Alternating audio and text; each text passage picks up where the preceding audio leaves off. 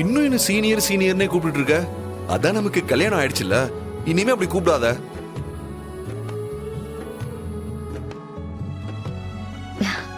சரி, இனிமே நான் உங்களை அப்படி கூப்பிடல. ஆனா நீங்க எனக்கு விசிறி விட வேண்டாம், அது மரியாதையா இருக்காது. என்ன இருந்தாலும் நீங்க இப்ப எனக்கு புருஷன் ஆயிட்டீங்க, அதான் எனக்கு கூச்சமா இருக்கு.